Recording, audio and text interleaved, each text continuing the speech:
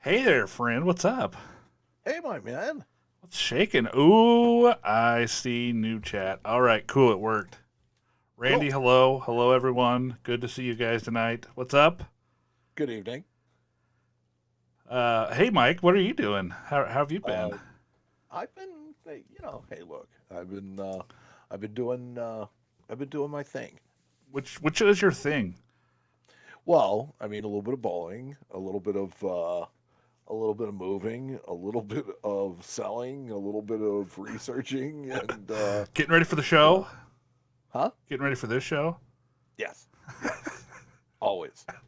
Hey, you know what? I was really kind of impressed because you, my friend, sent me Me. the news yesterday, which never happens. If you guys know anything about this show, and behind the scenes stuff, which most of you don't know because we never talk about it. I usually get the news segment links about, what would you say, like an hour, 2 hours before the show? Usually around an hour. Yeah. And I got them Usually yesterday. around So an hour. I just Yeah, wanted to thank you for that. for you, buddy. Anything, right? Hey, everybody that's checking in tonight. Good to see you guys. Silver Guy, what's up? George, Randy, I see you all. Good to see you. Joe's here. Steve's here. I got my new chat cooking. It looks nice. I've got a couple new things I'm playing with on our end on the technical side, so it's good to see you guys. Steve Schubert's here. Hello, Stevie. Good to see you. Uh, There.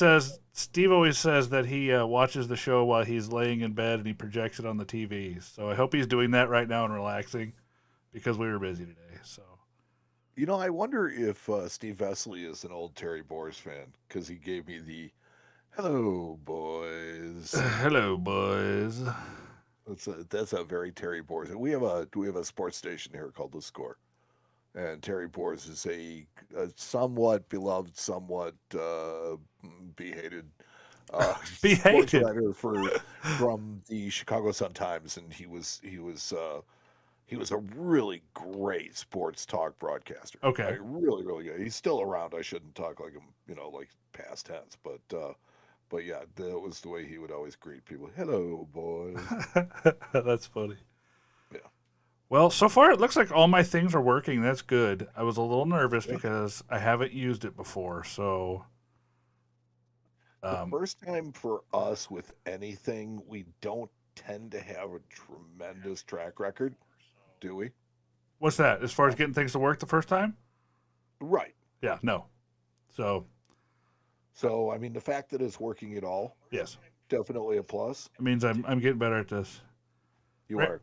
I'm Randy still asked bad at it. Randy I'm asked a still bad. question right off the bat. He says, "Anybody want to comment on PCGS turnaround time? 8 weeks today for my last submission, and still shows grading." Well, Randy, I hate to tell you this, but you probably got about another 8 weeks until it comes back. They have been bad, real bad lately. Both companies have. There's just nothing you Yeah, can do about it. fair. It No, I mean they're just slow, and the turnaround is slow, and I've seen certain things go through there fast, but it's generally based on value, and value means higher payment. So, you know, yeah, if you're lucky, that's exactly right, Steven. Yep, yep. It's it has been not something I have been considering doing lately. As far as sending a lot of stuff to the grading companies, there's some stuff that you just have to send, and it just has to go, and you just got to wait for it. But if I don't have to send it, or my customers are not like begging me to send their items, I'm not sending it right now. So yeah, right now it is the slow boat. yeah, yeah. Definitely the slow boat. So, See if I can. I'm just playing with the new chat box here.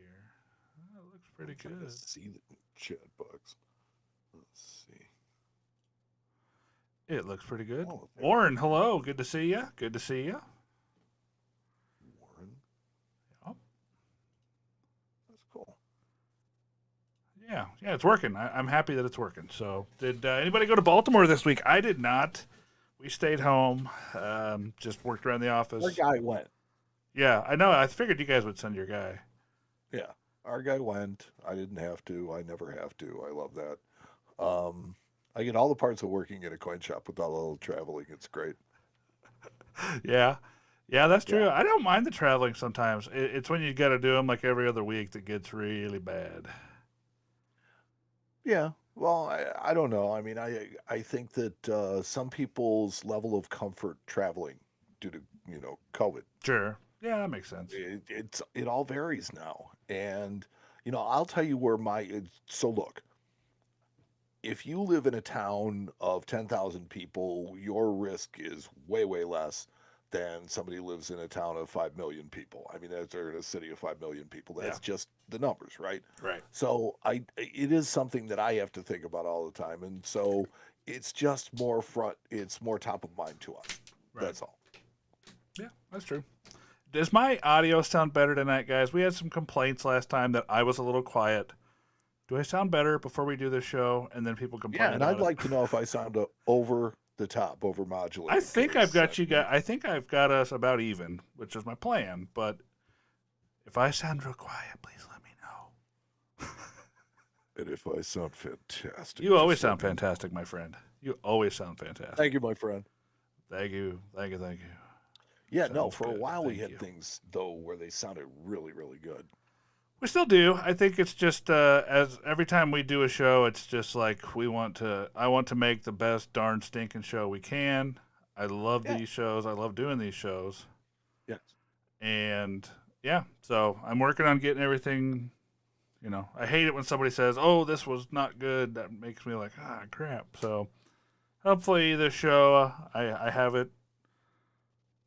I think we're Joe good. Bohannon said the line for PCGS at Woodman at the Baltimore show moved at the speed of molasses. Well, so do the orders. So there you go.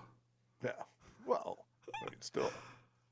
But yeah, I mean, it's been bad. And I think it's just a matter of collectibles are hot, coins are hot, everything that those companies dabble in, whether it's cards, comic books, not so much Well, stamps, and but and therein I think lies the complaint from people is that it's not like um it's not like they had spare resources, right? It's right. that now they're stretching their resources even thinner, Yes. which is making their turnaround times longer. It's making their expertise less accessible, and so I can understand where that to a person who collects and somebody personally who makes their living at doing it. Sometimes you do depend on the ability to get that stuff done, to get it graded, to get it turned Mm-hmm. around, so that you can do it within a timely manner to make money. Yeah. Yeah.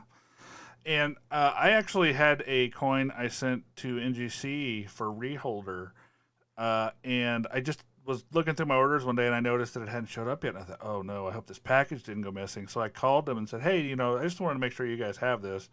My tracking says it's there, but I just wanted to make sure. And they said, oh, let me take a look. And they went through their system and looked. And I said, yeah, it's here. We're currently opening packages from about a month ago right now. So we should be opening your package sometime this week. Yeah, What? or maybe next. They are opening packages that got there a month ago. Yeah, Ooh, buddy, that's bad. So, yeah, but I yeah. mean, That's a lot of stuff. that's just the game we play right now. And I mean, think about it from terms of grading all of those Morgan and Peace yeah, dollars, I was just gonna say that's because just that's what what it Randy said was. too. Yeah. I mean, just a sudden influx of hundreds of thousands of Yep. pieces. The TV guys too. Yep, Steve just nailed that. TV guys, the TV stuff slows it down with those gigantic orders. Yeah. It's this is that kind of time of year, getting up to the holidays too. People want to have their products in holders for the holidays, and um, so I don't see it getting any better anytime soon. um, No. it's just the market. The Oh, market's and I've hot. got a Coins are good. phenomenal rant coming in the news on it too. Oh, Yeah. ooh. I like Yeah, Mike Rant. we'll enjoy this one. Oh, yeah, that might be a good point. Steven just said what he heard is that the supplies are on the ships. They're out of slabs. That could be. Could be. Maybe. I don't know. I don't know. But what I do know is it takes a long time. And Mhm. that's all I know. I It have to always weigh. takes too long. I got an order back the other day that I totally forgot we sent. I was like, whose coins are these? Are these mine? Did we Well, you send wanna these know in what's for a cool is customer? at Burke, we just hired a new guy. We hired another U.S. numismatist, right? Right. So my CFO, who used to sit just off of the floor, is now moving into his office, and he cleared out his area in order to make room for the new guy. Right. So while he was cleaning out his stuff, he found that medal that we've been looking for. There's a Lincoln medal that I found in some of the stuff that I was going through, and I didn't really quite know what to make of it. Okay. And I asked for some help on CDHCD, and I posted it, and I apparently posted it with a little too high of a price tag because nobody bid on it. However, after further review, it appears that this piece may be proof, and there are no known proofs of this piece.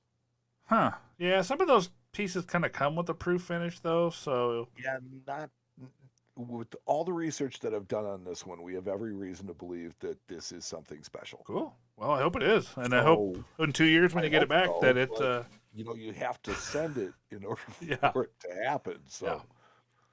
I hope in 2 years when it comes back that it's everything you hoped I'll for. still be working at Burke though. That's the great Right. part about Yeah. Yeah. Well, sir, you ready to fire this show up? it. Ready to do this? Yeah, Okay. yeah. I'm ready to go long form. This is long form. Uh-oh. We can just ramble and ramble for That's just what however we long do we while we want. let everybody come in and get their seats and get their drink and get their snack.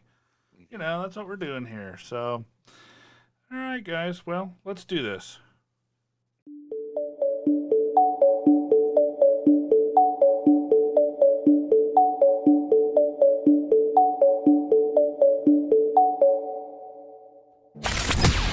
This is the Coin Show Podcast. The show about coins and coin collecting. And not just any show. This is the #1 coin collecting podcast, going 10 years strong. Here's Matt Dinger and Mike Nodelman on the Coin Show Podcast. It is episode 196 of the Coin Show Podcast. I'm Mike. And I am Matt. Fantastic. I'm glad you're here. You too. And tonight on the Coin Show, on this episode of the Coin Show, we are going to talk about your coolest things, which is always one of our favorite things to do. Yep. We're going to answer some listener questions, and the real deal tonight will be the 1914 D Lincoln Cent. But first, as always, the news.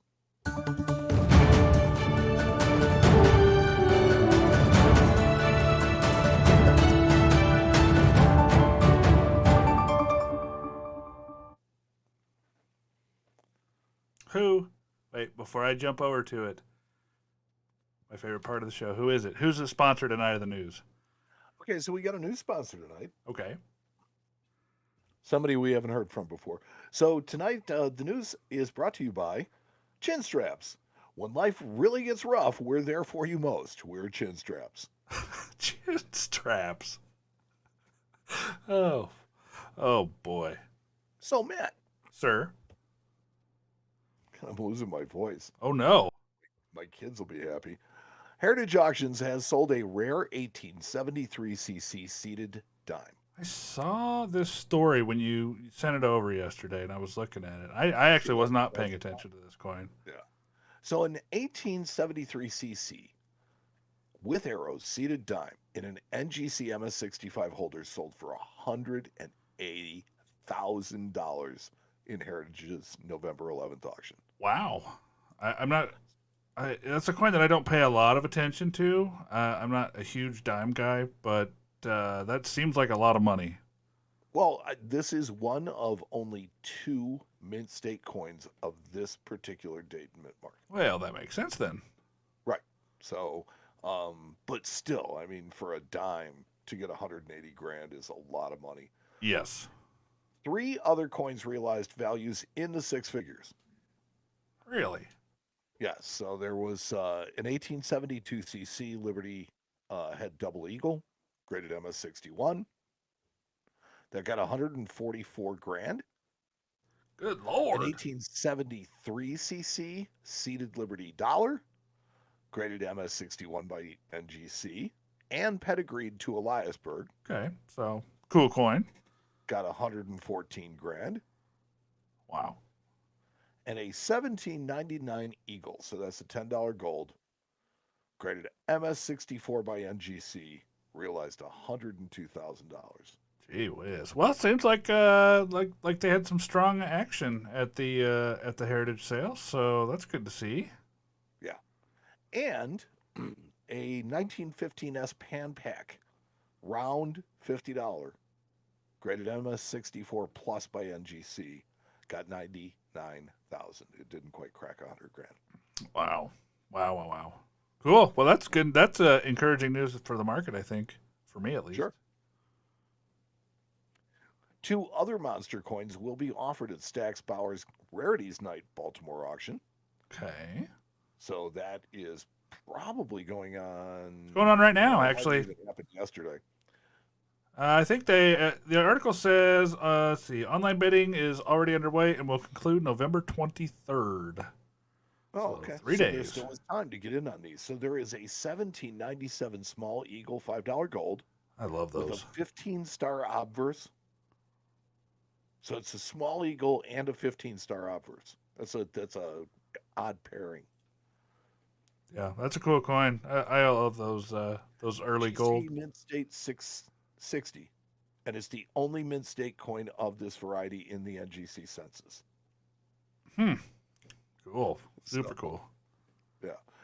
Also, an 1870 CC $50 in 62 NGC, which is the rarest date in the Seated Liberty half series, mintage of just under 55,000 coins. Yep, that's a tough coin.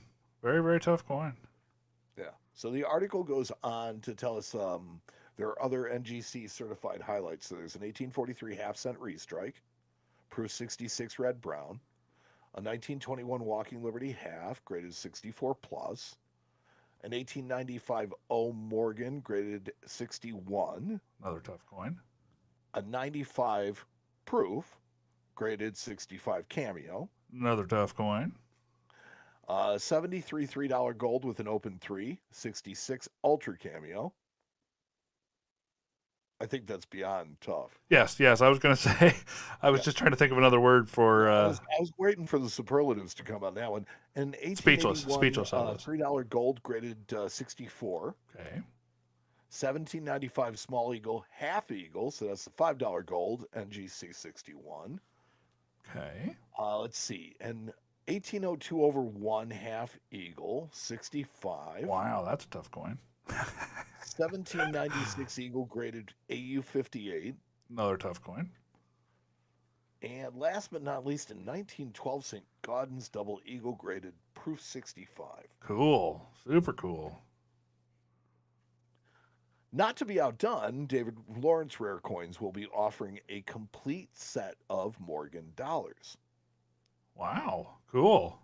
Yeah, so the Idaho Falls Morgan Dollar Collection is a complete set of NGC and PCGS coins, some with CAC stickers, some not, and will be offered as individual coins with no reserve and a $1 starting bid.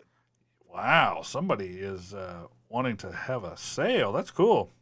Yeah, so we'll see who shows up to this, because highlights include CC Mint Rarity 1799 CC.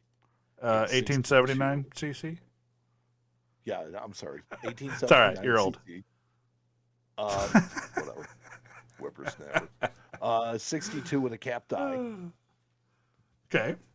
Key date 83S in 64. That's a tough coin. An 89cc in AU 53. An 1893S in VF 25. CA seed. Sure. And an 04S in MS 63. That's kind of a cool group of coins because those are coins that are not really like out of reach. Like most people can afford most of those coins you just read off. So that's kind of cool. That's neat that those are available, and people can pick those up. Or, I mean, a 93S that isn't going to cost $100,000. Right? Yeah. I mean, usually that's all we report about is these coins that sold for big money. But that's just a few $1,000 coin. There's a couple of few $1,000 coins there. So I mean, it's still a lot of money, but the average guy can probably afford some of that stuff. So cool. And with your, no reserve and $1 starting bid, I think that's exactly who they're trying to pull is the everyman. Good. I hope so. I really hope You know, so. let's bring in more collectors, more people, bigger tent. Let's go. I like that. We have breaking news. When news breaks, we fix it. No. When news breaks, don't look at us. Oh. So the U.S. Mint has announced that 2022 will see production of more Morgan and Peace dollars. I saw they were going to do a proof issue of these. And probably a Well- reverse proof, and probably a reverse proof, and probably a double secret reverse proof, and then probably a burnished. And here's the thing: is I think it's way too early for us to pin them down to anything on it yet, except for I think the fact that we'll see a 2022 Morgan and Peace dollar. Yes. Now, I do not understand why you do more Morgan dollars. Right. Make the peace dollar, sure. Absolutely. But Morgan dollars have no relevance in 2022. Just saying. Yeah. I was thinking that myself, but yes, you're correct. So during a recent conference call, the Mint announced that they plan to continue the Morgan and Peace dollar programs into 2022 and beyond, but no details are yet available. The possibility of different finishes seems to be among the topics of discussion. I we think really it's need to get started on. foregone conclusion that we're going to have 12 different finishes for these, but yes. Well, maybe they'll do it like the Palladium, where they do one finish a year. I think that'd be cool. Yeah, but the Mint's track record lately has not been doing stuff like that as far as coins that are popular. They, like look at the Silver Eagles. How many finishes do they put out every year? Do you want to see an enhanced reverse proof Morgan dollar? Yeah, I don't, but some people I might. certainly don't. Yeah, that's the thing. No So desire to see that coin. I want to see a peace dollar with a brilliant finish. I want to see these coins with a finish that it looks like a classic Morgan or a classic peace dollar finish. Brilliant finish, just a normal, everyday, brilliant finish. Right. I think that would be cool, but it's not going to happen. But we'll see. We didn't fix it. Nope. It's continuing to be broken. Beyond fixing. The 2022 Purple Heart commemorative coin designs have been released. Okay. Those So are cool. CoinNews.net is reporting that the National Purple Heart Hall of Honor collects, preserves, and shares the stories of courage and sacrifice of Purple Heart recipients. Okay. The Purple Heart is awarded to those who have been wounded or killed by enemy action while serving in the U.S. military. The program will produce its typical mintage of 50,000 gold $5 coins, 400,000 silver dollars, and 750,000 clad half dollars. Ooh. I'm trying to decide if I like this coin or not. The designs are pretty cool, I think. I mean, as somebody that collects military stuff, I'm a fan, obviously, of the Purple Heart medal itself. Sure. So this, the side that has the Purple Heart medal on it, I like. I mean, it's kind of just emblematic of the Purple Heart. I'm all for anything that honors our hero. Of course. Right. So, overall, I kind of think they'll be nice. But here's something to notice, and I don't know how many people actually did. So we had 2 commemorative coins this year, right? 2021. Right. 2 of them. One of them was the Krista McAuliffe coin. Right. Did you notice that there's no gold coin and there's no clad half? Oh, yeah. It's just a silver dollar. Yeah, that's true. So I'm actually from these renderings, I'm kind of interested to see what this half dollar is going to look like. and that was exactly what I pegged. It says right here in my notes, I wonder how the half dollar will look with that negative space component. Yeah, Because mean, it really depends on what it looks like. That's a coin that may look really cool in like a reverse proof, right. but not so good in just a regular uncirculated. Right. I mean, for the rendering looks really cool. I really am kind of a fan of that, but does it translate to a coin? So The designs that they've used and that they've done have been just phenomenal. The influx of talent, and I think that this is partially product of having digital processes now. sure. So it's not just sculpting. Now it can be digitally sculpted. And Well, we'll see. We'll see when it comes out. I'm cautiously optimistic of this series, the set. So as we talk about the two commemorative programs a year, next year we'll also see the release of the Negro Leagues commemorative coin program. Oh, So cool. this is another chance to honor our nation's pastime in coinage. The Negro Leagues $5 gold coin will feature Rube Foster, who was the founder of the Negro Leagues. The $1 coin will honor the players with a very simple but elegant design that is beautiful in its simplicity. Yeah, that's pretty cool, actually.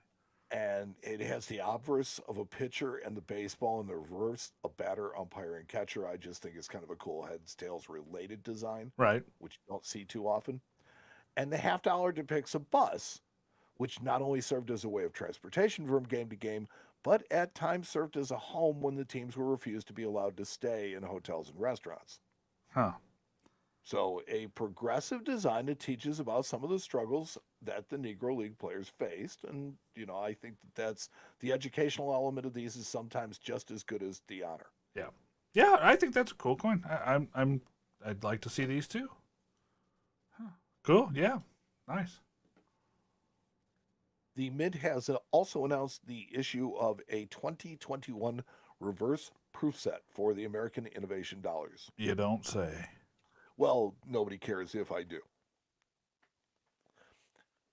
So this is the kind of thing that just absolutely drives me absolutely insane about the Mint. This is the kind of thing that I was talking about earlier. It's like, let's just put out all the different finishes because we can. Yeah. Well, okay. I'm fine with doing a bunch of finishes. I think that if you want to overstimulate the market, that's on you and that's your prerogative. Yeah, but it's not good for the market. I mean, that's what I care about, being somebody that but makes a here's living my doing thing. this. They're 3 years into this program, and now they decide to issue reverse proof coins. Oh, I see. So you're on it for the continuity of the set. Right. It's my OCD doesn't let me deal with it in any other way. OCDC. So it's like the S-Mint quarters. The program started in 2010, and the S-Mint started in 2012. Right. So I want to say that look, it's not like they didn't have the technology to create these reverse proof sets in 2019 or 2018, whenever they started this thing. They just kind of had a thought now going, let's see. I'm sure we can maybe we can check another $20. Yeah, right. Throwing this other piece of crap out there. Right? we need to make more. I'm sorry. We need to make more of these dollar coins. I mean, it's just I don't get that. I like Spicy Mike. I think that the creation of all these disjointed series will ultimately lead to less sales and not more. Well, of course. That's my point. That's kind of my point in coming along with the other dollar coins is nobody wants 10 different finishes anymore. I mean, people want to put a book together, and this is very, very, what's the word I'm looking for? Non-conducive to assembling a set of these. It makes it hard to put a book together when they have. Here's where I think that there's room for it, Matt. And I understand your point is that a complete set, being the Eliasberg now is going to be just almost impossible. Right. But that said, there are different finishes in which you could choose to do a subset of that. And I think for that, there's all these different subsets that you could do, and that's cool. But okay, this is not to stereotype collectors, but we tend to be creatures of habit, Right. and we tend to like to organize our collections, right? Right. So when you create these programs that have continuity issues, you're excluding a certain number of collectors whose personalities or disorders won't allow them to tolerate it. I was just going to say, I know several guys that as soon as they do something like this, they're just like, nope, forget it. I'm done. Nope. Yeah, I mean, that's it. So you're actually hurting things instead of helping. So the enhanced uncirculated finish has been used almost every year since its inception on one commemorative coin or a special issue of some sort, but never consistently across any set or series. Yeah, that's a good point. Give us different finishes, but have the foresight to start doing it from the beginning of the series, not 3 years later. I mean, they've been making reverse proofs for over 20 years. I like it. I like it when you get on My a. soapbox for now. All right. For now. Oh boy. CIT has issued a second coin in the Steampunk series. Really? I never heard of Yeah, so these. dedicated to the jetpack. This 3-ounce silver coin depicts many modes of transportation in classic steampunk style. Huh. The coin is issued in the name of the Cook Islands. The coin is only available through resellers, and the current market looks to be around $600. Holy macaroni. Yeah. The first coin in the steampunk series sold out in a very, very short time, though. I mean, it's neat looking, but not a topic I really That's enough. care to purchase, I guess. Steampunk is huge, though. Well, yeah, that's true. And just because I don't like it doesn't mean somebody else won't. So, And why would people with no interest in it buy it? Because what time of year is it, Matt? the worst time of year. It's the most wonderful time. I'm a Grinch. That's okay. I'm going to make up for you this year. I Grinched it out last year, and look, this Christmas is going to be definitely different.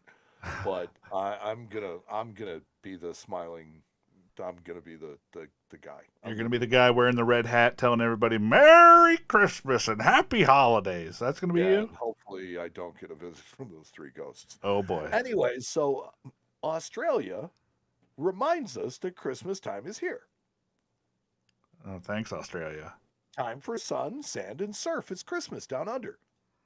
Oh yeah, that's right. We talked about this one a little bit. That Yeah, so I love the fact that our experiences are just so vastly different. I have friends in New South Wales, and they tell me they just can't think about Christmas without thinking about going to the beach. I mean, that's cool. Their Christmas routine, and hey, that's their. It actually lines up better with with your break from school over Christmas break. Oh yeah, summer, you know. that's true. I bet their Christmas breaks are a lot more. I bet a lot more kids come back with sunburns to school. Yes. Yeah. So housed in a coin card format, each coin is presented in a unique pop-out decoration card in 5 foiled colors with a U of yellow, blue, purple, turquoise, and white, which enables the coin itself to be used as a Christmas tree ornament. Oh, that's kind of neat. I see them now. Yeah. And there's also a space to write a personal holiday message, which is located on the reverse side of the card. That is pretty neat. I kind of enjoy order that. a bunch of these and send them out as Christmas cards. I really do. Yeah, that's kind of cool. Because see, they have a picture down here towards the bottom of the story that looks like they have individuals for sale too.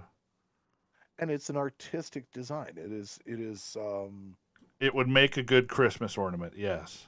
Yes, absolutely. Huh. Cool. NGC has signed a deal with former Mint director David Ryder to do signed inserts for NGC coins. That didn't take very long. Well, yeah, let's see. Where is that soapbox? So say what you like about the two-term Mint director, but I do tend to have a short-term memory and wonder if he'll be remembered for his efforts to expand commemorative programs for collectors or for the fiasco with authorized bulk purchasers, website issues, and general public anger and ordering failures. You know what I'm going to remember him for? Autographed COAs. That's what I'm going to remember him for. I don't know. I mean, to me, I don't think there's a huge demand for that. No, not at all. I just don't. But if you look at the sales on eBay, it might speak differently. But I think that is like, graded bullion. It's a trend. Yeah, I agree.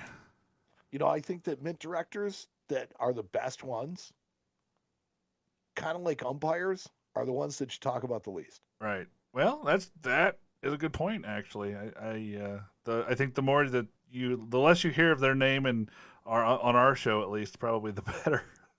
Well, I mean, think about it. We've had Philip Deal, who was fantastic, and before that we had Henrietta Holzman 4. Yeah. So I mean, we've had some really, really good mint directors, and Ryder was I want to say he was director before Henrietta Holzman 4.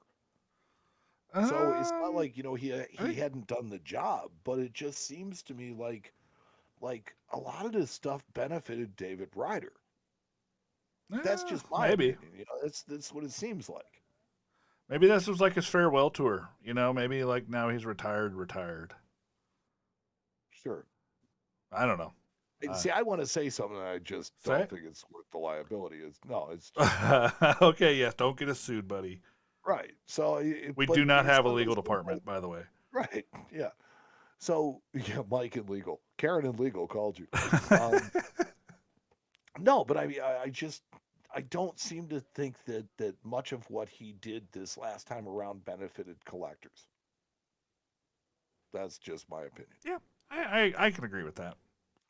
The United States Mint has announced the launch of a new U.S. Mint coin classroom. Huh. So, formerly the HIP Pocket Change Kids site. It features new graphics, new content, and updated educational resources, as well as a games tab, videos tab, coloring pages, and other interactive pages that teach us about the composition, manufacturing, and history of U.S. coins. Oh, I mean, it's neat, but it's still kind of basic, I think. Well, here's the thing: is I don't think that the Mint needs to focus so directly on children, as I think that many beginners would like to have an interactive site such as this to learn from. So you don't have to really like make it 6-year-old friendly. Maybe you should just make it beginner friendly. Yeah, I like that. I like that idea, actually. I really like that idea. Look at you. Hey, Mike Nodelman for Mint always Director. available for consulting. That's true. Oh, even better. Consulting jobs pay more. Absolutely. Our neighbors to the north, America's haberdashery, will issue a coin commemorating the 100th anniversary of Canada's national colors. Red and white. Yeah. Nice. So here's another something that kind of drives me nuts. Oh boy. Gar. That's 3? You're getting on 3 times? Holy. Oh, just wait. I told you there's Oh, my there's goodness. a rant coming. So, and you wanted to know why I wrote this early. Yes, I do now know why you wrote it early.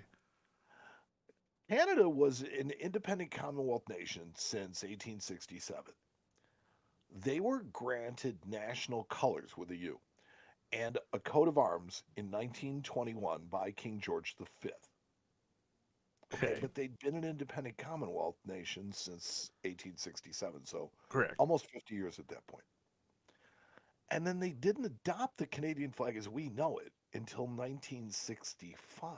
Yeah, I was just thinking the other day that because my one of my kids is actually learning about flags of the world, and he was watching a YouTube video that showed the old Canadian flag, and he didn't recognize it because that wasn't the flag. So I thought that was interesting. I learned something too on that video. Yeah, I think I didn't know when they changed it, but I knew that it was fairly new because it happened within my lifetime, I guess. But yeah, so okay, so prior to that, their flag was a plain red flag with the coat of arms. Right. So this coin only kind of makes sense to me. Well, yeah. I mean, it is interesting because it says national colors 1921 to 2021, but I guess they're not celebrating the flag, so maybe that's when the national colors were brought up. Was 1921. It is when they were granted national colors and a coat of arms. But when I think of colors, particularly national colors, I think about the flag, right? Because that's what we refer to it as, is the colors. Sure. There's color guard, all that other kind of stuff. The red and white in Canadian flag is symbolic. You know, the red is for, I get this right. The red is for Britain, and the white is for France, because that is the history of Canada and who it was owned by and settled by and all that stuff. So, oh, I thought the white was for like polar bears, and the red was for like Tukes. Yeah, there you go. No, but yeah. So it just only kind of makes sense to me. But it's a nice looking coin, but I don't know relevance. Yeah, and of course Her Royal Majesty being on the other side, I'm sure. Oh, that's the saving There grace. she is, any hot coin. babe, hot babe. So finally in the news, so here comes your rant. Oh boy. The new U.S. Mint acting director, Ventris Gibson, and several senior members of her staff held a roundtable discussion with select members of the numismatic media. Okay. So here's my question, right? One is the only numismatic media that reported it was Coin Week. Okay. So maybe the audience was a little too small. Yeah, I mean they have a good following, but yeah, I can see that. But here the numismatic media consists of more than most think. That's my rant. That's my thing. Is I just wish there was a way to convey this, dear U.S. Mint. I just don't know how. Hashtag U.S. Mint. It's just one of those things where I think that there's a lot of people that put out really good content, really educational content. The ANA is aware of them. The NLG is aware of them. A lot. Coin Week, CoinNews.net. There's numismatic news. There's and those are just the print publications, and the ones that publish their articles and things like that. Then you've got people like us, that do this kind of stuff. I'm fairly sure we that were. educate. I'm fairly sure we were pretty darn far down the list if we even made that I'm list. not even saying that we should be up the list. I'm just saying that there's so many people out there that if you're going to meet with the quote numismatic media, Yeah. I think that term just needs to be redefined. Maybe I was just feeling a little sensitive. I don't know. Yeah. Well, what do you do? Well, apparently what I don't do is talk to Ventress Gibson, which is something that I think would have been cool. Yeah, of course it would have been cool, but what would you have done? I mean, what? I think that there's some stuff that we have to share on what happened over the last, Well, I think everybody has the same opinion. It sucked. Nobody is happy with how things have been going at the Mint. I mean, from you to me to the next guy, I think you'll have trouble finding anybody that's like, heck yeah, that Mint's doing a great job. No, of course not. So maybe they just don't need another person poo-pooing what they've been doing lately. I don't know. Maybe they just need fans. Okay. I don't know. So that was the news. 3 rants in this week's news. That was ranty. That was kind of ranty. I'm extra sorry. extra ranty. Okay, I'll take my. No, I won't go there next time. So the news this week has been brought to you by Chin Straps. When life really gets rough, that's when we're there for you most. We're Chin Straps. You're listening to the Coin Show Podcast with Matt Dinger and Mike Nodelman. That was probably one of the better, more angry Mike news segments we've had in a long time, and I really liked it. Okay, as long as you liked it. Well, of course, I always like worry it. I worry sometimes when I get out there. I mean, it's like it's okay to be opinionated. When Spicy Mike comes along, my day gets better. Okay. Spicy Mike, hashtag, new thing. Spicy Let's Mike. make it happen. Spicy Mike. Good foundation. Let's go. Well, sir, do you want to move on and check out what we have brought to the table for authentication this episode? I think so. I think it's a good time to break Let's into do it. that. Something that's a little bit more enjoyable, a little bit more restful. Identifying counterfeit coins. Heck yeah. So Get this week, pulled up. Spicy Mike. All right. Sorry. Go ahead. I was going to kind of talk our way into it. That was the idea. So this week, we've decided that we're going to do the real deal on the 1914 D. Lincoln cent. I have an example here, guys. For you guys watching live tonight, I have a nice mint state example, which this coin's really hard mint state, but I wanted to kind of bring one that showed off the best what to look for. So I brought, I think this coin's an MS63. Thank you very much to PCGS CoinFacts for your image. We really appreciate you allowing us to use it. Absolutely.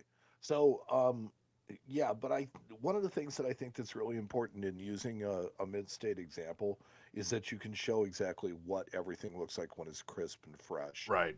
So that is important. Now, as far as authenticating this coin, there are a lot of markers, and in this one, there are specific things that you can look for that are really, really simple, like the truncation of the bust. Right. But the one thing that I would really, really, I would urge our listeners to do is familiarize yourself with this mint mark. Yes. And I was thinking when I was putting this image together, you can authenticate a 1914 D cent with about this much of the coin. Here, what I have up on the screen. Basically, the bottom of the bust, the date, and the mint mark. You can authenticate any 1914 D cent. Absolutely. So, if you familiarize yourself with the shape of this specific mint mark, you can not only authenticate a 14D, you can authenticate a 16D. Yep, you can authenticate a 21D. They use the and same you can punch. Authenticate a 32D. They use the same punch for that mint mark on all those coins. All those coins. Yep. But the thing to look at, and I always tell people, is the inside of this D is almost triangular. It's not necessarily a solid triangle, but you really have kind of a filling down here on the bottom right hand of the inner portion of the D that gives it a really triangular look. And that's has almost a straight edge. Yes, it really does. And so that's the first thing that I look at is just the shape of the mint mark. Most of 14D cents you can either rule in or rule out by the shape of the mint mark itself. And, to some, it looks like a triangle, and I hear it being described as a triangle all the time. To me, it kind of looks more like a house. A house. I've heard that before, too, actually. Where it has two kind of slightly, longer sides and then the points. Yeah. So, it's the inside of the D, though. And if it doesn't have that kind of pointy inside to the mint mark, it's just not genuine. Yep, that's right. But also, something very unique to the 14D and to every Lincoln cent up until the 1917 is none of them have the designer's initials on the bust. So most of your target coins that you're going to kind of create your 14D from are going to be from after 1918. And so generally fairly easy to just look at the truncation of the bust. And if you see a VDB there, then you know that it's impossible that this coin could have been made in 1914. Yep. And one of the other things I always tell people to look for that sometimes you don't even have to look at the D, but most fake 14Ds I see are actually altered 44s. And I would say that's probably 80% of the coins I see. You look at the spacing of the date. Make sure that the spacing of the date makes sense, because if they change a 44 to a 14, the spacing is all sorts of wacky, and it looks like you could drive a truck between the 1 and the 9. Right. So make sure that spacing of the date makes sense. Yeah, it's just not. It's not consistent with the spacing of the other numbers. And if you look at this 14D, you can see how each one of those, if you drew a center line down those numbers, they'd be evenly spaced. Right. And I picked this particular example because it shows a die crack coming out of the bust into the rim, which actually shows on about 50% or so of the genuine coins out there. It doesn't show on all of them. This is kind of one of those secondary die markers that just because it doesn't have it doesn't mean it's not genuine. But if it does have it, that is another way to tell that you are looking at the real deal. So this die crack comes out of the bust towards the front of the bust and then crosses that area between between the bottom of the bust and the rim and goes on into the rim. So like I said for earlier, you can authenticate a 14D by looking at the bottom half of the front of the coin. No need to look at the back. No need really to even look at the top of the coin. You just need to look at the date, the back side of the bust for a VDB, the mint mark, and then the front side of the bust for a potential die crack. And that's it. Yep, that's all your authentication is, all in that one part of the coin. Everything else, the only reason that you want to look at it is to grade it. That's right. Fun. I like that. See, that was a fun segment, Mike. I think that should make it easier for you to help identify the 1914D. Love it. You're listening to the Coin Show Podcast with Matt Dinger and Mike Nodelman. I just figured I'd just bump us back this way. Why not? Yeah, why not? So, now it comes time for my favorite part. Your favorite part of the show. What's that? My favorite part of the show is because, look, for a long time, we did the coolest thing that walked in the Matt shop, and I was just amazed at the variety of stuff that came into Matt shop. Yes. Then, Matt helped me get a job at a coin shop. I don't put it like that, but You did. Anyway, so I got a job at a coin shop, and then it turned into a competition. But you know what? What's even better than that is looking at what interests you guys, because, look, we are always going to see some stuff that is just amazing, right? yeah. But there is some stuff out there that you guys have in your collections that is equally so. Oh, yeah. I watched this. It's not going to come through our shop. Yeah. I always look at this post when we post it up for you guys to post into, which it's on Friend of the Coin Show on Facebook, by the way. It's a group. If you haven't joined, you're missing out. This is where we do all this. It's a lot of fun. We have a good time. But I always go through this post after I make the original post that says, hey, we're looking for this. Let's see them. And I see stuff all the time that I just have never seen before. I didn't even know existed. So that's why it's so much fun. That's why I really like this segment. So let's just jump right on into it. Let me get her pulled up here. Yeah. There we go. Well, we're going to start off the Slab King. Isaiah Hageman says, my newest purchase. This 1672 Netherlands organized cannibalism medal? What? Okay. All right. Yeah. I mean, I never knew such a thing existed. And this is a great example of something really cool that I had no idea even existed. I wish he was here tonight. He could explain to us what in the heck an organized cannibalism medal is. I don't know. Yeah, that one kind of leaves me a little. Hey, way to fire one off, man. Sure what to think? I mean, the Netherlands sanctioning cannibalism, or is it just from that area? I'm not sure. It's organized though, so Yeah, well, I mean, there could be a league or something. Sure, they're good cannibals, Fine young cannibals. professionals. Yeah, they're not quite fine. They're very good. They're very good. They're organized. Right. Brian Bass shows us an 1802 over one bust dollar bought from an estate sale. And he says, see original envelope from purchase in 50s or 60s. So this is going to be going to NGC soon. Cool. Love early dollars. One of my favorites. Other cool gems that he bought that he'll save for future coolest thing episodes. Here's the nice big picture of the date. Thank you, Brian. I really appreciate it. And yeah, and then he did one in grayscale so that you can really see it. Yeah, look at that. There's the envelope. Cool. $40. Somebody paid $40 for that coin at some point. That's pretty good. I mean, this is what, 40 years ago. Well, sure, but just shows you the appreciation. JR says, I think Matt can appreciate this. It's not a completely coin related, but when two of my favorite hobbies can coexist, he went to Pan, which is a show in Pennsylvania, in Pittsburgh, and he bought two of these silver novelty rounds because he's an old school gamer from the arcade console boom era, and he saw these at a dealer table down the road when he bought his 2.5 Indian and bought them for his collection. He had to have them. Oh, cool. So there's a Pac-Man silver round and then a Sonic the Hedgehog silver round. Cool.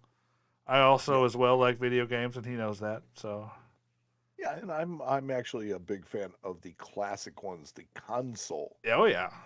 Arcade games. Those were the best in my Yeah. Oh, and yeah. you know what's becoming popular around here is the arcades. Pinball, yeah. Arcades and pinball places. Games.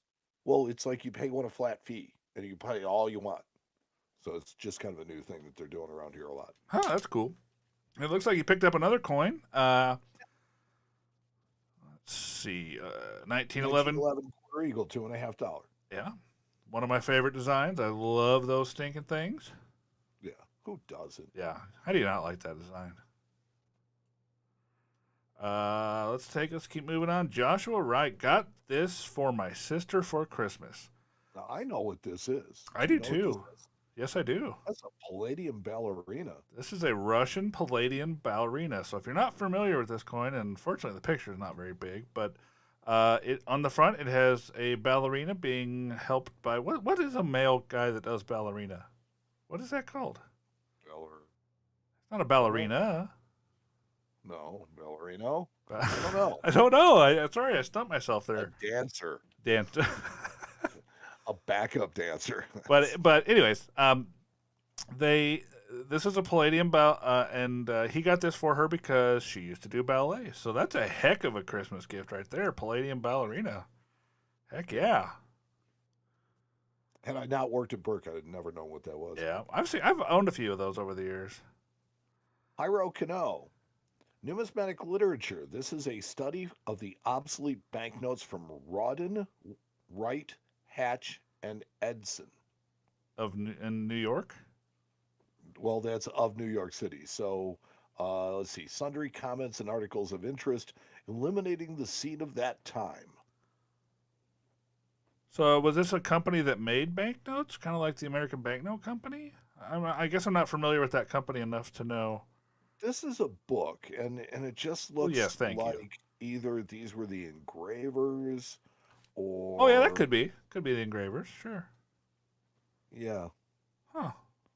But anytime it's a book, it's cool with me. I was going to say, you're in. I am. You are in. Michael Claude says, 1973 Haiti, silver proof, 50 gourds, mermaid with conch shell. This is a beautiful coin and surprisingly challenging to find. He'll be hanging on to this one. That is a cool coin. I think I've seen that one before. But I like that design. Hot babe. Hot babe. Blowing into a shell, going, ooh, like the beginning of Survivor. You know? Like it.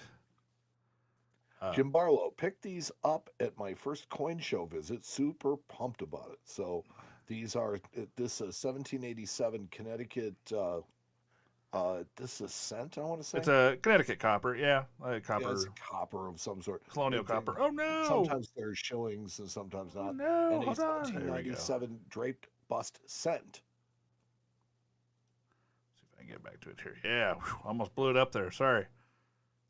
And an 1812 classic head large cent.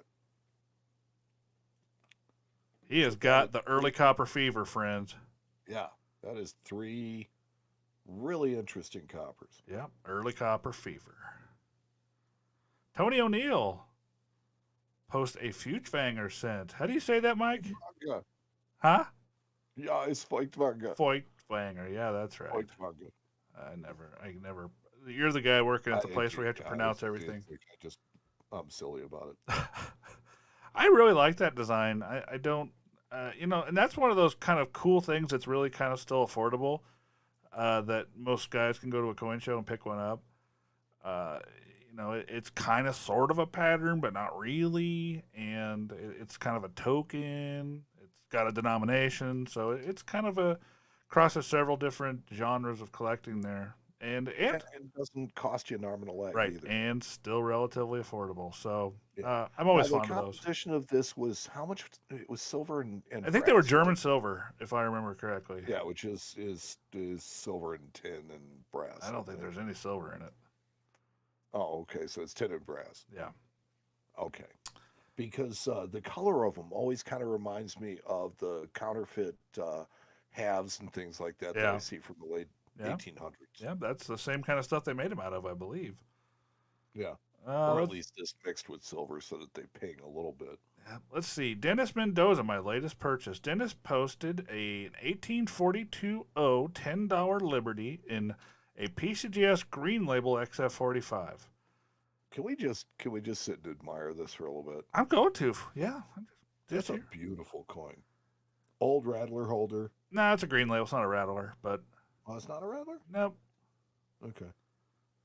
But, I'm always a fan of these kind of early 10s. They just have a really neat look to them. The surfaces are really cool. The gold that they used in them, I always thought had kind of a neat little, kind of a green tint to it almost. They just have a really, really cool look to them. And some of my favorite, up through about the 1870s, they kind of had just kind of that neat and it's hard to explain. It's very minute. The differences between, say, this coin and a coin that was made in the, kind of towards the turn of the century. But for some reason, I just like these. I think they're cool. To me, it is thinking about how something survives almost 200 years with its value having gone up and down and up and down and up and down all that time. Yeah, So, that's true. it nearly had to be protected during certain periods. And Right, that to me from is just melting. really interesting. That's Oh, right. Yeah, super cool. Oh, Jim Jim Barlow's Barlow. back. Yep. So I like he Jim. recently paid this off. This is a 1652 shilling. It's a Massachusetts pine tree shilling. Another one of the coins when I was just getting started in being a dealer. That was kind of one of my bucket list coins. I was like 22 years old. I was running a coin store on my own, and that was like one of my bucket list coins was a nice pine tree shilling. So I know his excitement. I'm really glad that he got that coin. That's a cool Did you ever coin. get there? Oh, I've owned probably 20 or 30 of them now, but the first one was really the coolest one, you know. Well, yeah, that's the one that you sat there and you stared at a little bit. Right, the one that you Oh, sit there and stare at and remember. So, yeah, yep. I like this one. Let's see. Next up, Mark. My first 1955 Doubleday Lincoln, a 30th wedding anniversary present to boot. Now, Well, first off, congratulations to Mrs. Neal for making a for wonderful 30 years. selection. Yeah, for 30 years and giving him a fantastic gift. So, is the 30th anniversary the Doubleday anniversary? Is that how these things work? Didn't work out that way for me. Oh, well, shoot. 35th didn't either. Oh, hell, shoot. Just saying. Now maybe Sarah will see it differently for you. I don't know. I got a ways to go until we get there. Let's just say. Oh, you'll get there though. That's yeah. no worry in my mind. Susan Stull. I know these are not coins, but they're silver. I like skulls too. There you go. Skulls are cool. And it looks like fun. these were hand poured skulls. Yeah, I like that. Just creative. People being creative with silver is kind of interesting these days. There's a lot of little guys out there that are making neat stuff, and I think the more the merrier on that kind of stuff. I like it. Let's see here. Ed Anderson posted a William I English penny certified by NGC as an AU 55. Very cool. Now this comes from the 11th century. Yes, 1066 to 1087 AD. That's crazy. Coin made it in an 8 to... It's AU 55. Yeah, about uncirculated. So that coin saw very, very light wear in the 1,000+ years it's been around. Amazing. Yeah, that was found like in the castle wall, while they were tearing out the drywall and stuff. Yeah, super It cool. has to be something. That is just an amazing coin. Russell Frank's post. Oh, wow. This is a 10-ounce gold coin featuring the iconic Aston Martin DB5. Or maybe just the Aston DB5. But No, it's an Aston Martin. okay. But this one, with the Italian number plate from the latest movie. Only 50 were minted and sold with a nod and a wink to special customers only. Now, I will personally have to object to this coin, and I think Russell's going to have to send it to me for further inspection. Okay. Yeah, that's probably not a bad idea. Yeah. I'm just going to have to check it out, just to be sure it's okay for Russell. And the address is Mike? No, I'm kidding. Joe Robinson, newest addition to my classic Commem set. So this is a 1936. This is a Arkansas commemorative. You know what's really funny? Robinson on it. You know what's funny? Look at the guy's name that posted it, Joe Robinson. Yes. Look at the guy on the coin, And the guy on the coin. Joseph T. Robinson. I think it's the I same wonder guy. if it's any relation. I think it's the same guy. I think it's the same guy, for sure. Yeah. But how can you not buy a coin when it has your full name right on the uppers? That's true. That's very true. Hey, this is the guy on the stickers. Yeah. Yeah. So Corey Scherer snagged the hometown advertising note up. It's an ad for Kentucky Tavern Whiskey and the American Hotel in Maumee, Ohio. So he said, I've seen this ad before, but not on a Maumee piece. Even though there's no date, it's a strong possibility this piece was from early 1900s from my research on the whiskey in the hotel. She's a rag, but once slabbed, it will go great on my whiskey barrel display case at home and serves as a bridge between my two hobbies, Yes. One of which is drinking and drinking whiskey. yeah. Like it. That's cool. That's That's actually really cool. uh, I like advertising notes. Well, you know what? So, little known fact, when I went to school, when I went to college, what I wanted to do, write advertising. Really? I did not know that. True story. Huh. See, there's one of your little notes for the next quiz. Right. I hope Barry is paying attention. I know he So is. never in 196 episodes that I shared that. I know. I learned. Let's see, like anybody cared. Jeremy McDarris, pictures don't show how beautiful this coin is, and this one is a Morgan dollar. It's 1879, and I think what he's referring to is toning that is just purple and blue, and it is very hard to capture in a picture. So I'm sure this coin is just a monster. Yes. Toning is really hard to capture with a camera. I will vouch for that one. Jay Bailey says, I found this 2020 American Samoa quarter in my change. Is it a strike through? So there's definitely something going on the face of that bat, and it definitely to me looks like a strike through. So yeah, I would say your thought is probably correct. Yeah, Bat Mama. Bat Mama. Oh, that's funny. Let's see. John Barris has a 2001 Buffalo Silver Dollar. Another one of my favorite modern commems. You know, you put that design on anything, and it's just gold. It always sells. Yeah, they sell generic silver rounds. You open them up, they always have that design. It's great. Tim King has a 16 subject $2 sheet. Those are fun. Do you ever had any of those? I mean, like personally? Not personally. I mean, I've seen them. I always kind of wondered, at first when I first saw them, when I first knew of them, why people wouldn't just cut them up in really weird ways and try and pass them off as error bills. It happens all the time. Yeah, but the very large serial numbers are a dead giveaway as Yes. to these sheets. Yes, they always start with 3 9s. Let's see. Vance Atkins posts a Cleveland Commem, and it looks to be a very, very nice uncirculated Cleveland Commem. It looks like a very nice shiny Cleveland Commem. Yeah, looks like it's a decently high grade coin. Hey, Joseph, good to see you. Looks like he found him a 1913 Hobo Nickel. That's a nice nickel. Have you ever? Yeah, he's always cool. Have you done much with Hobo Nickels? Do you know much about them? I've seen somebody sitting in a show making them. Sure. Beyond that, I know that there's how do I want to say it? There are contemporary Hobo Nickels. I call them and then classic. there's the real thing. Yeah, I call the real ones are like classic and then modern. Is kind of how I designate them. Classic stuff is really cool. And I believe this is this exceptionally cool. This looks like a classic piece. But the what I was getting at is that people can actually go through and by how the coin was made, like see how the ear was redone here.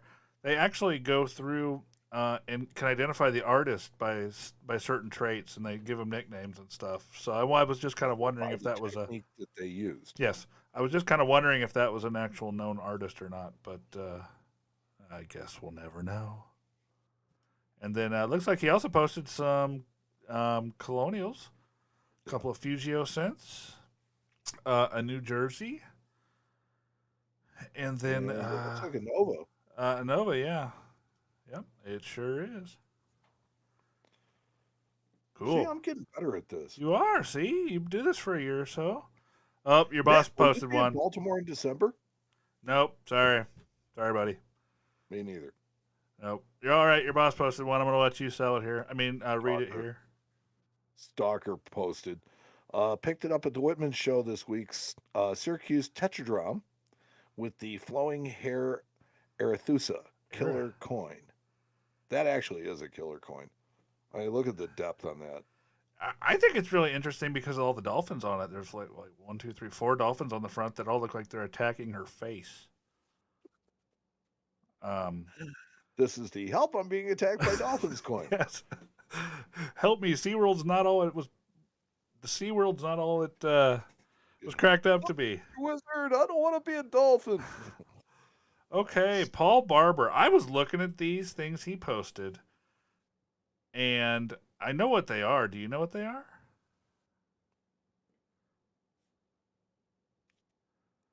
No. These are.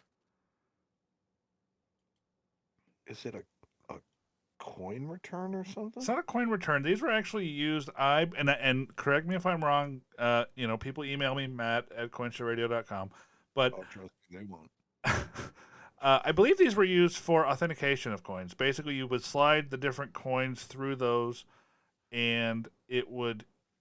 The first one actually looks like it might even be a balance, where you would put the coin in the slot, and if it balanced correctly, it was genuine.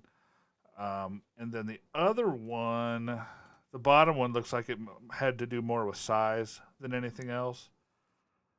Maybe thickness, but basically there's things used. So based on the weight of the coin, it would balance in different places. Right. That's why the slots are in. Okay. Right. I think these were both used for coin authentication back in a time when when lots of counterfeits were floating around. The bottom one I've never seen. I've seen things like the top one, but I don't know what that bottom one is. It's probably for gold coins, it looks like, having 4 slots like that. Huh.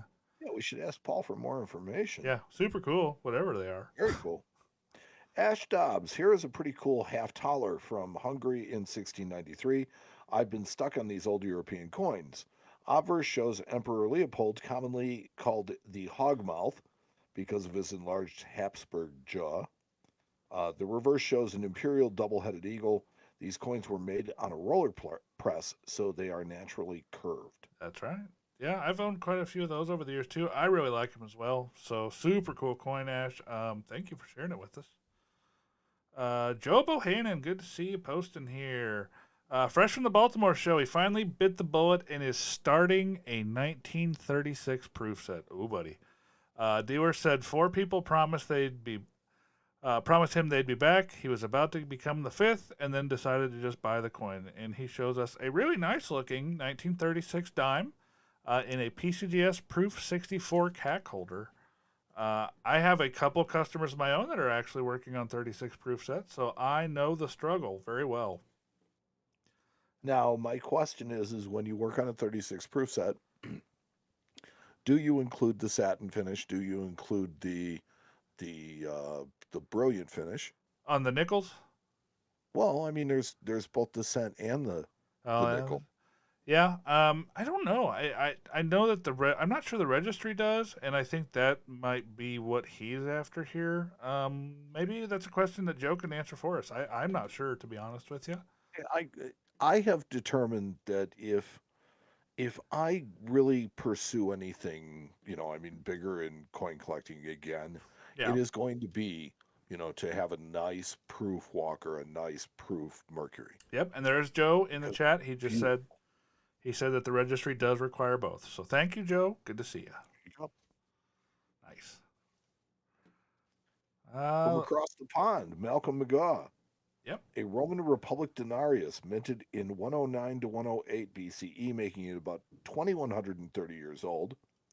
A personification of Roma on the obverse and victory in a biga on the reverse. I think coins of this area, particularly Greek coinage, but also Roman, transcend simply being means of commerce and enter a works of art category. Yes, I agree. And I think your boss would probably agree too. Yes, and there's much more of that available if you're interested. More to come. Don posts an auctioneer Condor token of 1795, and on the front it says going, and then on the back it talks about where it is payable at Charles Guess's Auctioneer. Very cool. I love Condor tokens. Another really neat kind of coin you can pick up for not a lot of money. That's super old. Most and the subjects of many different. There's a lot of different subjects on them. I think there's hundreds or maybe even up to 1,000 different ones. And they're all coppers. They were all made in the 1790s. Right around that turn of that century. And most of them are inexpensive. Most of them you can get for 100, $150, and they're just super cool. I really am a fan of Condor tokens because I look at it like this: if this was an American coin from 1795 in this condition, you're talking thousands of dollars. But Easily. I'm not sure the rarity of this specific token. But if it's the same rarity as most of the other Condors, then it's not a super expensive coin. A couple, $200-300. I don't know, but Sometimes less. yeah, sometimes less. So And to wrap it up this week, we have Eugene Kim. I had a conversation with a person near Lake Isabella, California, a few weeks ago. I told him I collected coins. He gave me this. Not a bad way to meet a person in the middle of the wilderness. yep, and it's a 1943 French aluminum 2 francs. And while it is a relatively common coin, I think they're really cool. I see them a lot because I do the military collectibles as well, and this is one of the main coins that guys brought home as souvenirs. So we see a lot of these, but it was for that reason. They brought them home because they were in France.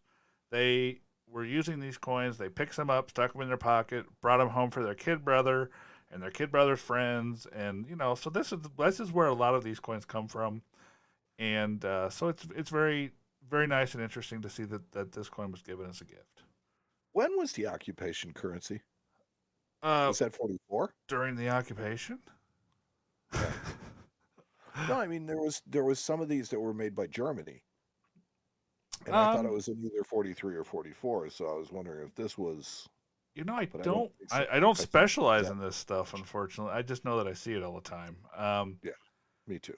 So I think this is a French issue, but I could be wrong. I would be the first to admit that I am not That sure. was my first guess, was that it's a French issue, but I think 44. Yeah. Maybe there's occupation currency, which was made by the Germans. Yep. Shows the Eiffel Tower and people crying. Oh man! Wow. Well, friend, we have gotten to the end of another show. 196 in the books. Yeah, I was a little feistier tonight than You were. Spicy Mike. Hashtag Spicy Mike. Hashtag Dear US Mint. hashtag Dear US Mint. I'm telling you, that's like But hashtag Spicy Mike too, hashtags. for sure. You better watch out with these hashtags before you check them out. It's setting people to all kinds of weird That's places. true. I guess I should have. So, disclaimer on the hashtag Spicy Mike. Well, you know what? While we're here and while we're live, you want to plug your newest endeavor. You and You don't mind. not at all. No. Okay. I know that you've always been real supportive of other stuff. So, one of the things that Aaron, my boss, Yep. is very interested in doing is podcasting. So, with me coming on board, we were trying to think of different ways that we could educate people, and different things that we could put into the web space that is coins, but based more towards ancients. And so, starting this next week, will be the inaugural edition of the Ancient Coin Podcast with Aaron Burke. Nice. Yes. Nice. So I'm going to be the taxi driver, and Aaron is going to take us all over the world. He's going to teach us all about ancients. We're going to talk about things like what's up for auction, what has sold at auction recently, and what is coming up at auction. Cool. We're going to do an educational segment where we teach people about ancient coins, people like me that really don't know anything about it at all. I remember another podcast that kind of started off that way. Yeah, something like that. Yeah. So, so we're going to do that, and we're also going to and this one has an element of making Mike sound like a dummy. So Again? our thing is going to be, can you say it? I have to listen. Are you guys doing video format? Or are you doing audio or? We're going to be doing a video format, but we are not going to be streaming it live. We're going to be doing it and then putting it up. From a technical standpoint, it's just easier to do. Yes, very much so. And this one comes with a built-in sponsor, of course, because the Ancient Coin Podcast with Aaron Burke will be brought to you by Harlan J. Burke Limited. Nice. So yeah, so I'm looking forward to it. It's gonna be a lot of fun. Aaron, and I have a really good chemistry, and we'll get along. He is the person who dropped an F-bomb on this show, so I'm not necessarily sure Yeah, he is. how kid friendly this show is going to be, but why not? We'll have some fun and we'll learn a lot. Oh, that's good. I'm excited for it. I can't wait to hear it. I really can't wait to hear you try to pronounce some of these fun words. That's the part I'm really after. So, I'm trying to remember. Oh yeah, poopy anus. wait, excuse me? Poopy anus was one of the first ones I had to. That sounds like something that my sons call each other when they don't think I'm listening. Why I went with that one first, is because it just kind of served my childish nature. That sounds like when I hear my kids playing in the other room and they're fighting, and I just kind of peek around the corner. I sounds like that's something that they're going to call that's each other. something you should call your brother. Yeah. All right. Well, you guys are awesome. Thank you guys for hanging out with us tonight. Thank you for listening at home. If you're catching this show later, we appreciate you guys too. Absolutely. Mike, anything else? Anybody else you need to thank tonight? Absolutely. We want to thank Ernesto for taking care of all of our Facebook stuff. We want to thank Justin and Barry, our executive producers, and we want to thank the guy on the stickers for doing whatever it is that he does. Corey Scherer for love and support and just being an all-around great guy. Sticker man. Yeah. Well, gas pumps are afraid of him. But so that's pretty much all I've got. We're gonna do, let's see. So next week is Thanksgiving. Yep. And then we'll do let's see. I'll schedule it. I've got a new thing I'm working what with. I'm trying to figure out is, so our next show will be in December. Yes. See you guys in December. Yeah, and we hope that you have a great holiday. Yes. So, Mike. For the Coin Show, I'm Mike. And I'm Matt. And we'll talk to you next time on the Coin Show. So long, everybody. You've been listening to the Coin Show podcast with Matt Dinger and Mike Nodelman. The boys will be back soon with another informative and entertaining episode. Meanwhile, you can follow the show on social media at The Coin Show on Twitter and Instagram, and on Facebook at facebook.com/The Coin Show. You can also join their private group. Just search Facebook groups for Friends of the Coin Show and request access. But if you want to take it to the next level and support the Coin Show podcast, you can go to www.patreon.com/The Coin Show. If you subscribe at the $5 a month level or higher, you'll have access to Not the Coin Show podcast on the off weeks, as well as other surprises reserved for our patrons. Visit our website at coinshowradio.com or download our podcasts on Apple Podcasts, iHeartRadio, Spotify, or wherever you download your podcasts. This has been the Coin Show Podcast.